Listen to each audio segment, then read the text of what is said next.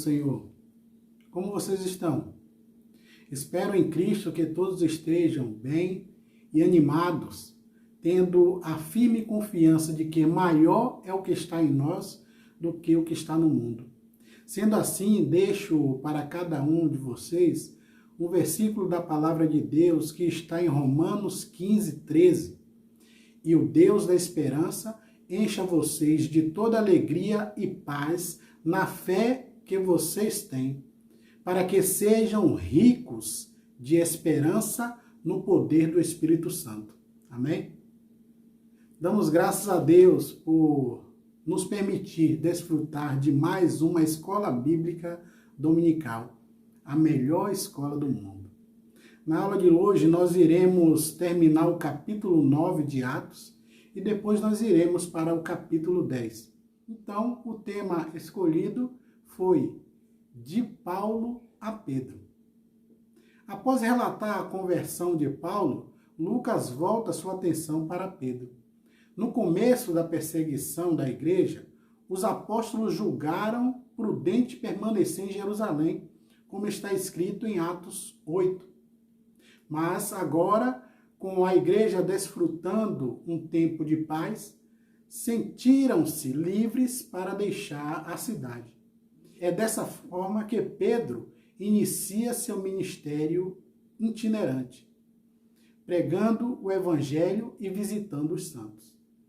No texto bíblico que iremos estudar, veremos Pedro participando de 3 milagres: a cura de Enéas, a ressurreição de Docas e a proclamação da mensagem de salvação a Cornélio e a sua casa. Assunto esse que veremos no capítulo 10. Vamos então fazer a leitura da palavra de Deus, amém? No livro de Atos, Atos 9, versículo 32 a 43, que diz o seguinte: Viajando por toda parte, Pedro foi visitar os santos que viviam em Lida. Ali encontrou um paralítico chamado Enéas, que estava acamado, fazia 8 anos. Disse-lhe Pedro: Enéas, Jesus Cristo vai curá-lo. Levante-se e arrume a sua cama. Ele se levantou. Imediatamente. Todos os que viviam em Lida e Sarona o viram e se converteram ao Senhor. Em Jope havia uma discípula chamada Tabita, que em grego é Dorcas, que se dedicava a praticar boas obras e dar esmolas. Naqueles dias ela ficou doente e morreu. Seu corpo foi lavado e colocado num quarto do andar superior. Lida ficava perto de Jope e, quando os discípulos ouviram falar que Pedro estava em Lida, mandaram-lhe 2 homens dizer-lhe: não se demore em vir até nós. Pedro foi com eles e, quando chegou, foi levado para o quarto do andar superior. Todas as viúvas o rodearam, chorando e mostrando-lhe os vestidos e outras roupas que Dorcas tinha feito enquanto ainda estava com elas. Pedro mandou que todos saíssem do quarto. Depois ajoelhou-se e orou. Voltando-se para a mulher morta, disse: Tabita, levante-se. Ela abriu os olhos e, vendo Pedro, sentou-se. Tomando-a pela mão, ajudou-a a pôr-se em pé. Então, chamando os santos e as viúvas, apresentou-a viva. Esse fato se tornou conhecido em toda a cidade de Jope e muitos creram no Senhor.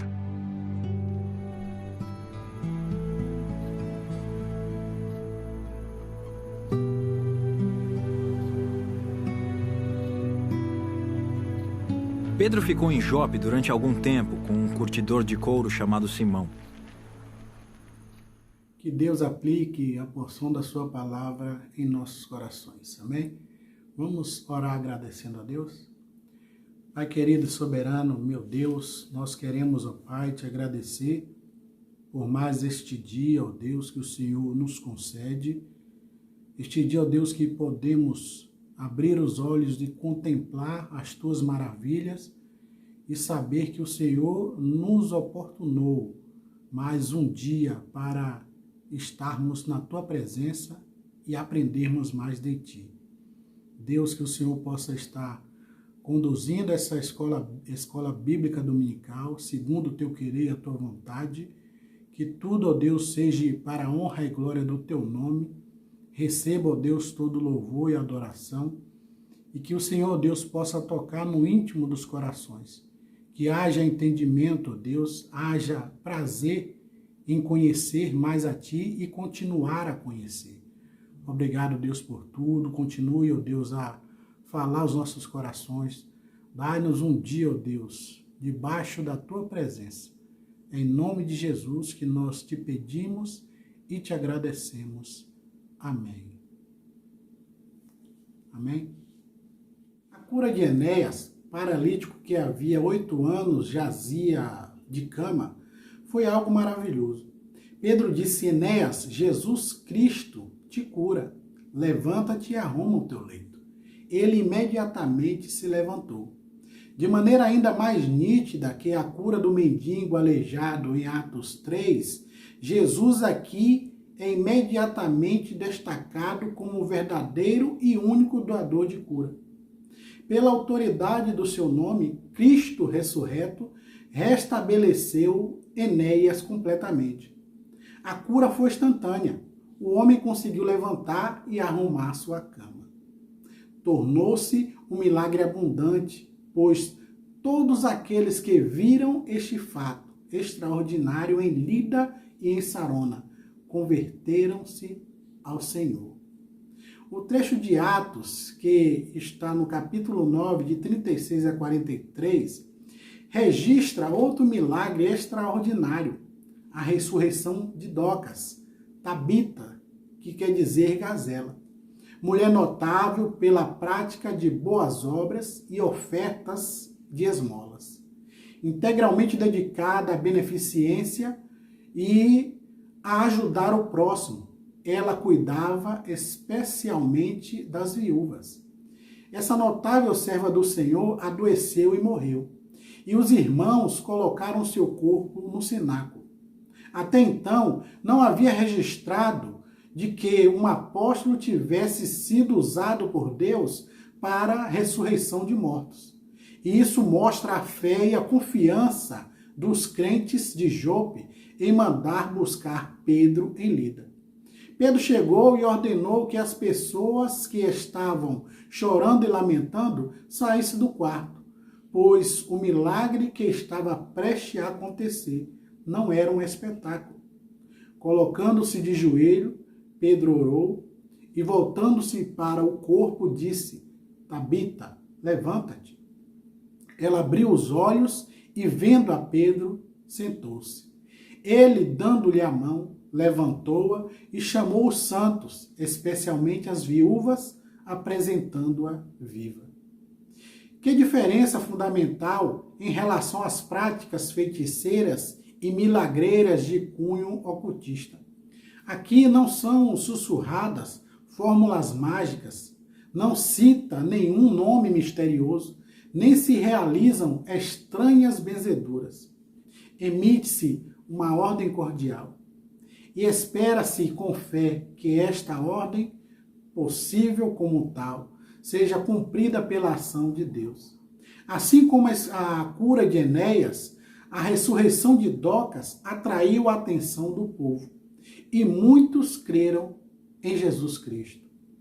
Pedro permaneceu vários dias em Jope, em casa de um curtidor chamado Simão. Essa cidade secular antes foi a primeira parada do profeta Jonas. Lembram da história de Jonas?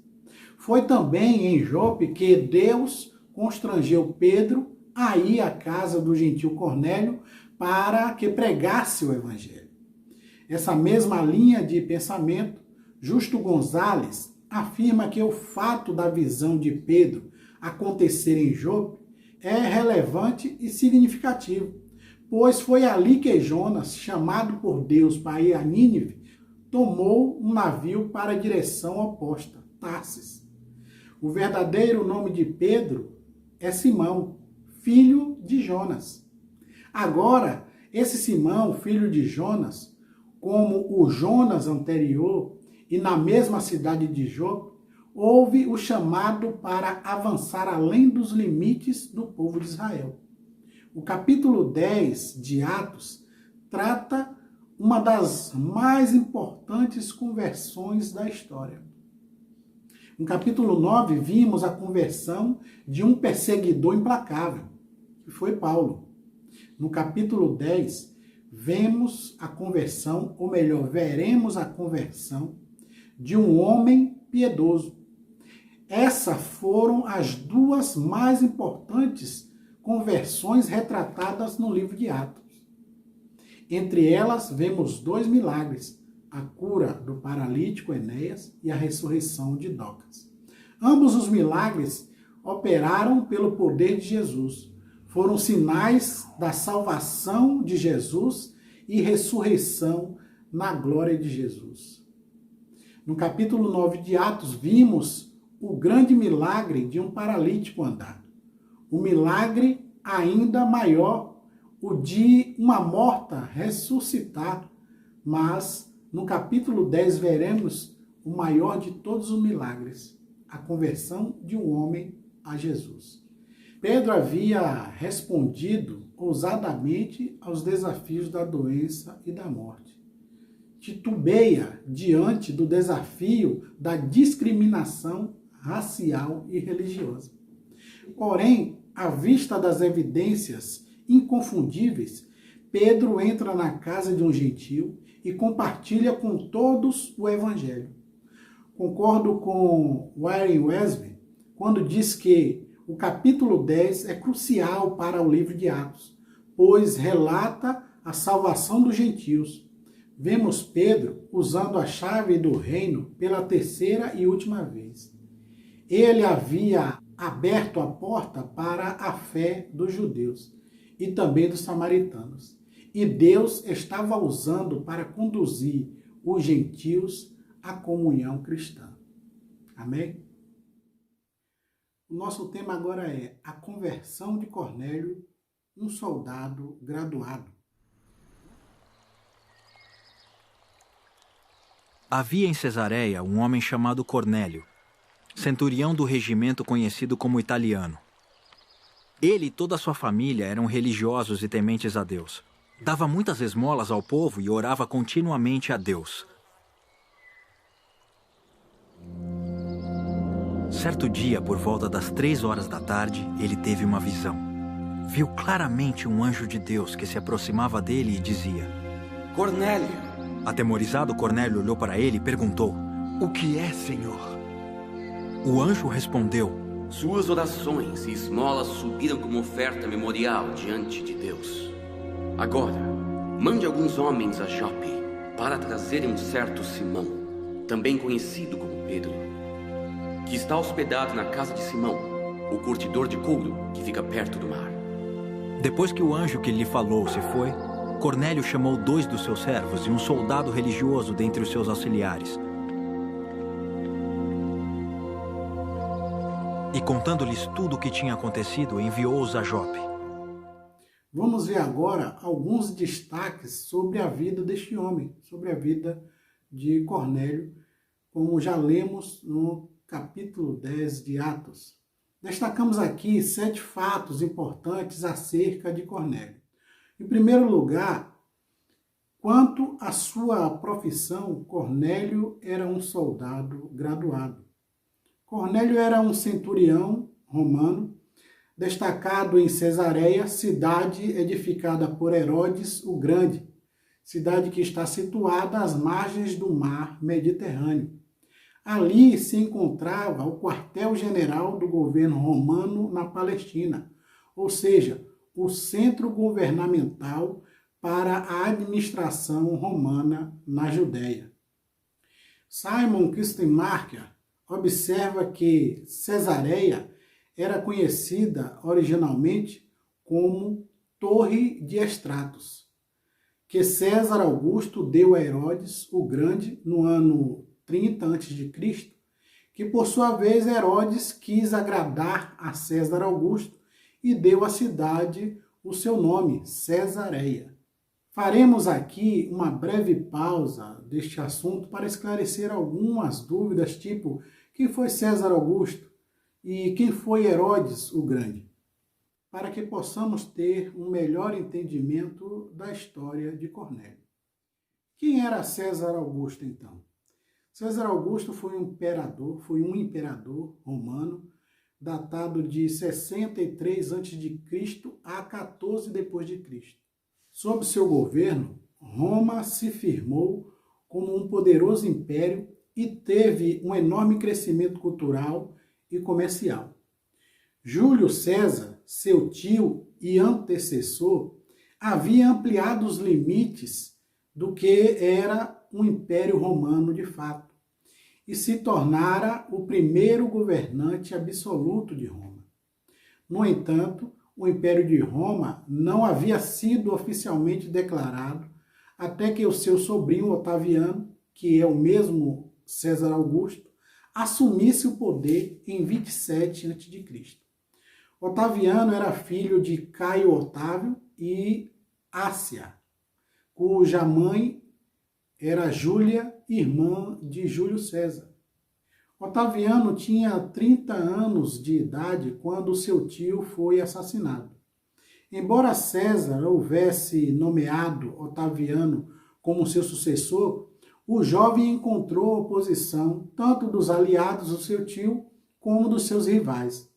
Otaviano concordou em governar como parte de um triunvirato, que era um conselho governante composto por 3 homens, com Marcos Lépido e Marco Antônio, um dos tenentes de confiança de César.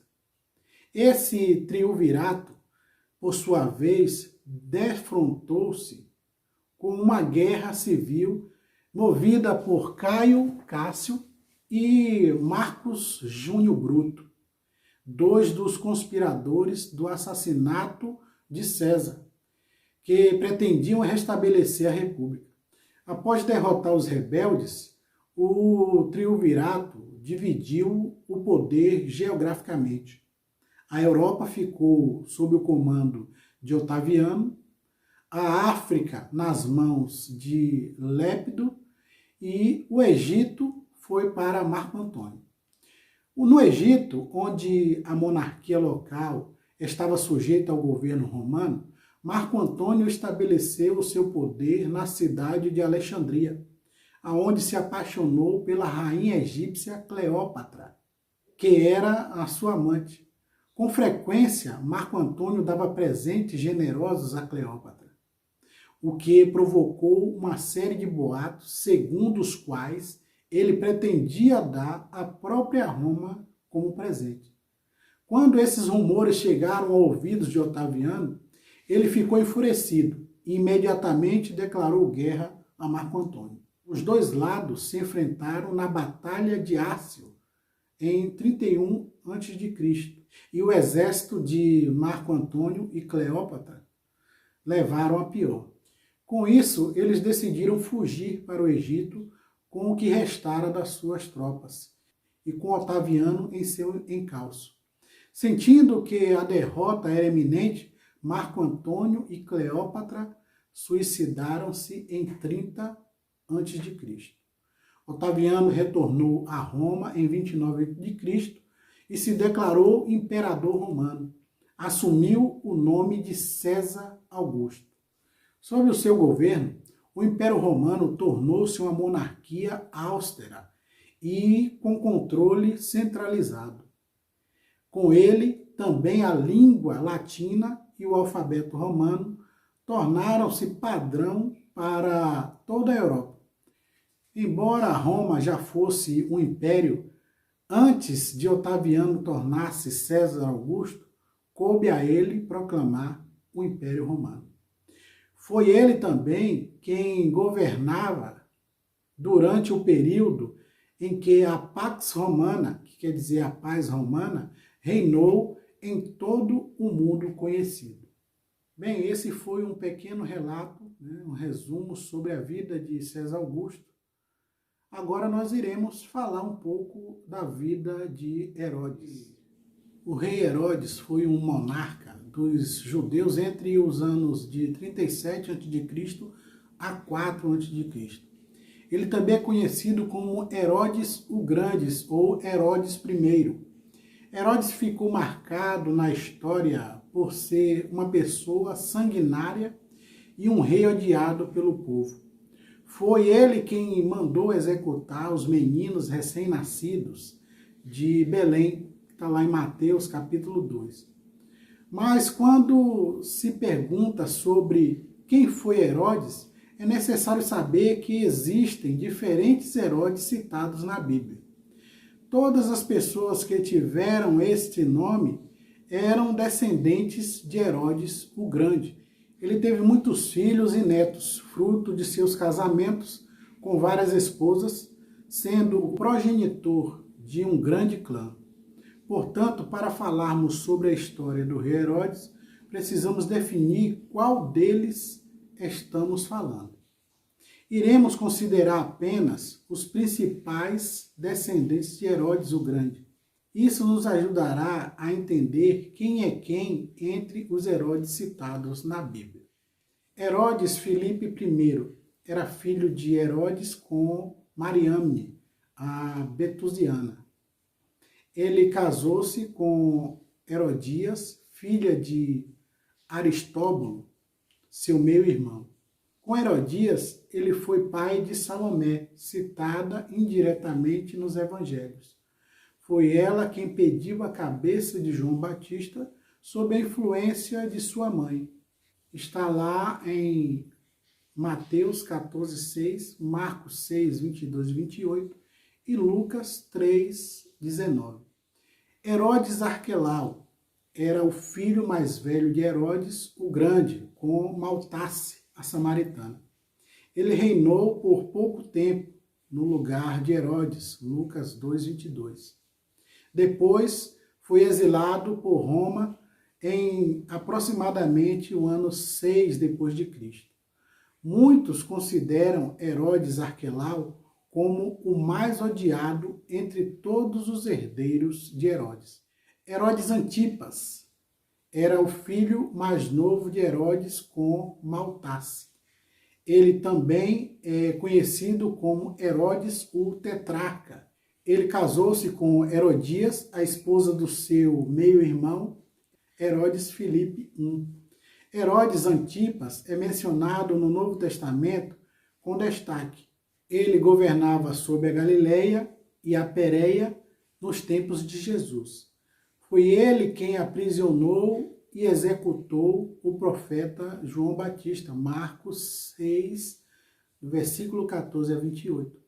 Também foi ele que Pilatos enviou Jesus para ser julgado, Lucas 23. Ele foi exilado em 39 depois de Cristo e morto depois dessa data.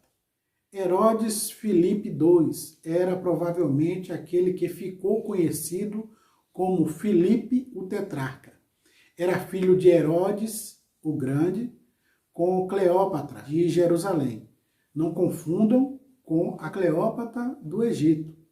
Depois da morte de seu pai, ele recebeu a tetrarquia de Itureia, Traconites e outros territórios adicionais. Acredita-se que ele tenha morrido em aproximadamente 34 depois de Cristo. Herodes Agripa I era neto de Herodes o Grande e filho de Aristóbulo. Ele é a pessoa designada em Atos 12:1 como Herodes o Rei. Ele viveu muito tempo em Roma e depois o imperador romano Galio lhe estabeleceu como governador de territórios a nordeste da Palestina. Posteriormente, a Galileia e a Pérea e a Judeia e a Samaria foram anexadas a seu reino.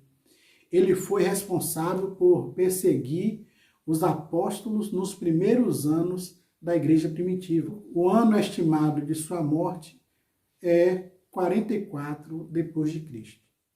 Herodes Agripa II era filho de Herodes Agripa I, portanto, bisneto de Herodes o Grande. Ele governou sobre o território a norte e nordeste da Palestina. Foi ele quem entrevistou o apóstolo Paulo que está lá no livro de Atos 25, 26.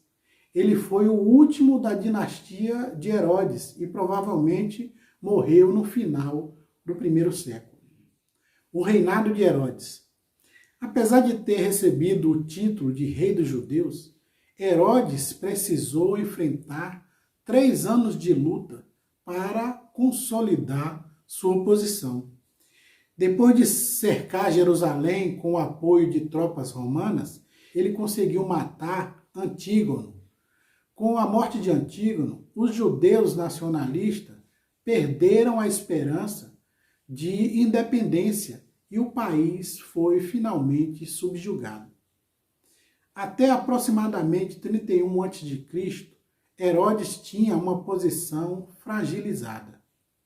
Outra ameaça ao seu reino era Cleópatra, governante do Egito. Ela queria anexar a Judéia ao reino ptolemaico e para isso exercia uma influência sobre Marco Antônio, um dos governantes do então governo triunvirato, no qual nós já falamos anteriormente. Mas quando Otaviano se tornou imperador romano, César Augusto, ele confirmou o rei Herodes. Augusto ainda acabou por aumentar os limites do governo de Herodes, dando-lhe novos territórios na Galileia. Apesar de Herodes ter se casado com uma princesa asmoneana, Mariamne, ele nunca conseguiu separar a reprovação desta família que considerava um usurpador do trono. A desconfiança do rei Herodes o fez matar os principais membros dos asmoneus, incluindo sua esposa. Herodes conseguiu pacificar suas fronteiras segundo o interesse de Roma. Ele reinou por mais de 3 décadas como fiel aliado do Império Romano. Herodes construiu Cesareia para fazer uma vitrine do Oriente. No período de 12 anos, de 22 a 10 a.C., Herodes construiu um teatro, um anfiteatro, prédios públicos, uma pista de corrida, um palácio, um arqueduto e um magnífico porto. Na organização militar, a legião ocupava o primeiro lugar. Tratava de uma força composta por 6.000 soldados. Em cada legião havia 10 cortes. Portanto, cada corte tinha 600 homens e podia comparar-se a um batalhão. A corte estava dividida em centúrias, compostas por 100 soldados cada, sobre as quais mandava um centurião. Os centuriões eram a espinha dorsal do exército romano. Deus recruta pessoas para o seu reino de todos os lugares. Cornélio era um soldado romano, mas foi alistado na família de Deus para ser um soldado de Cristo. Em segundo lugar, quanto à sua relação com o próximo, Cornélio era um homem generoso. A piedade não pode ser separada da caridade. Cornélio não se endureceu no exercício do seu trabalho. Antes, era um homem de coração generoso, dava muitas esmolas ao povo, praticava obras que abençoavam as pessoas e até chegaram diante de Deus no céu. Cornélio tinha o coração, as mãos e o bolso aberto para ajudar os necessitados. Seu amor não era apenas de palavras, mas de fato e de verdade. Ele não dava esmola esporádicas para aliviar sua consciência, mas efetivamente socorria os necessitados no meio do povo. Mesmo sendo um gentil e vivendo em terras palestinas, era generoso em dar em vez de explorar o povo. Em terceiro lugar, Quanto à relação com Deus, Cornélio era um homem piedoso e temente. Deus sempre busca aqueles que o buscam. Cornélio era um homem piedoso e temente a Deus.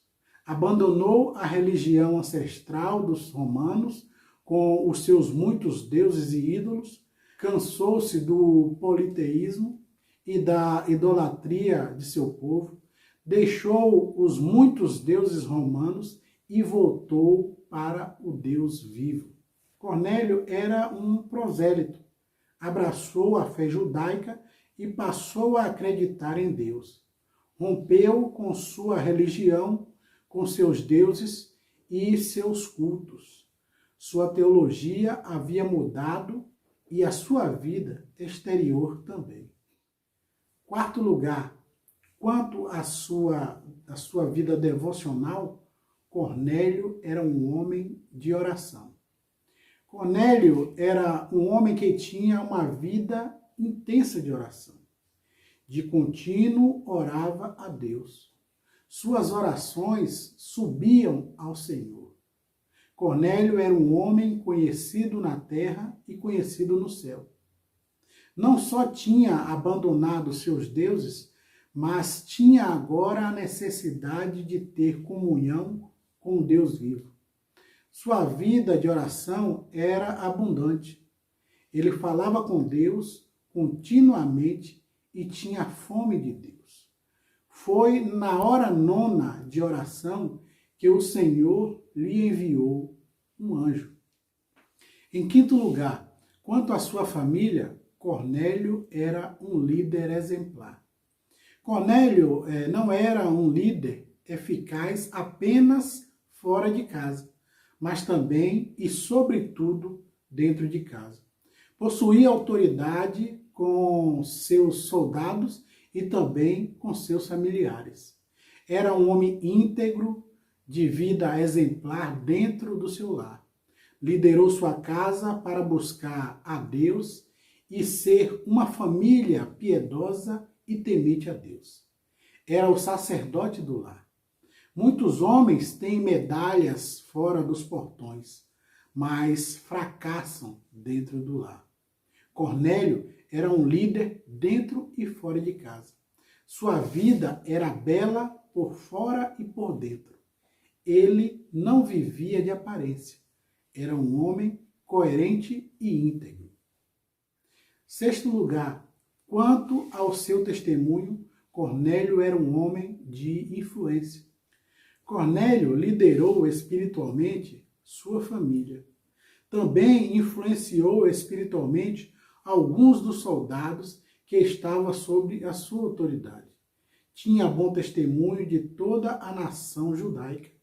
Exercia sua influência dentro e fora no trabalho e na sociedade. Cornélio deixava sua marca por onde passava. Em sétimo lugar, quanto à sua disposição de agradar a Deus, Cornélio era um homem pronto. Alguns fatos sobre Cornélio são dignos de nota. Ele possuía um conhecimento limitado a ponto de se prostrar diante de Pedro e adorá-lo. Confundiu a criatura com o Criador, o evangelista com o evangelho. Pedro, porém, o corrigiu, ordenando-lhe: adora a Deus. Não obstante as limitações de Cornélio, destacamos 3 pontos importantes sobre ele. Primeiro ponto, Cornélio estava acostumado a dar ordens a seus subordinados e a receber ordem de seus superiores. Ele tinha 100 homens sob a sua ordem, mas quando recebeu uma visão do anjo, perguntou: quem é, Senhor? Quando Deus lhe enviou uma visão, ele prontamente obedeceu. Quando Deus lhe falou, ele prontamente buscou compreender a vontade do Senhor. Enviou seus servos e um soldado piedoso ao encontro de Pedro. Segundo ponto, Cornélio era sedento para ouvir a palavra de Deus. Cornélio tinha pressa e disposição para ouvir a palavra de Deus. Estava esperando pela chegada de Pedro. Preparou-se para receber a palavra, pois almejava saber o que Deus reservava para a sua vida. Terceiro ponto, Cornélio ansiava levar outras pessoas a conhecer a Deus como ele. Cornélio reuniu seus parentes e amigos íntimos. Queria compartilhar com a família e com seus amigos a mensagem a ser recebida. Possuía um espírito evangelístico antes mesmo de sua conversão. Pois é, aqui está outro lindo testemunho de uma vida que desejava conhecer a Deus e viver para Ele. Que possamos viver e desejar a Deus como Cornélio desejou. Amém? Glórias sejam dadas ao Senhor. Bem, então hoje ficaremos por aqui. Se Deus permitir, domingo que vem estaremos juntos novamente, né, e daremos continuidade a esta passagem tão abençoadora. Que Deus lhe dê a todos um excelente domingo, uma semana repleta da graça e da misericórdia do Senhor. Deus abençoe a todos, em nome de Jesus. Amém.